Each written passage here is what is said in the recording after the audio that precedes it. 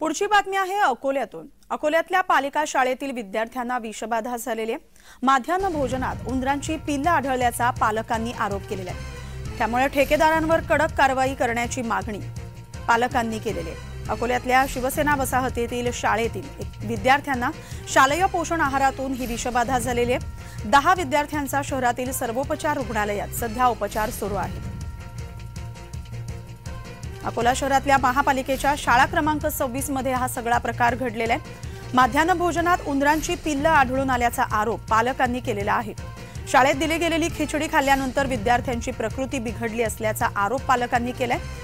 सध्या या विद्यार्थ्यांवर उपचार सुरू आहेत आणि या उपचार घेत असलेल्या विद्यार्थ्यांची प्रकृती सध्या स्थिर असल्याचं समजते।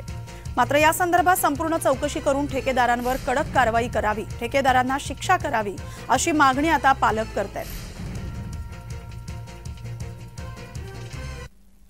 क्रमांक 26 नंबर मनपा शाळेमध्ये आज मुलांच्या खिचडीमध्ये उंदराचे पिल्लं आढळले आहे।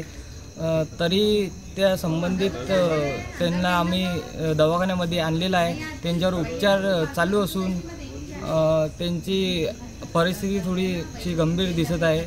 तरी आम्ही जे संबंधित अधिकारी आहेत त्यांच्यावर तात्काळ कारवाई करावी ही अकोला जिल्हा मनसेतर्फे आम्ही आयुक्त साहेबांना निवेदन देऊ।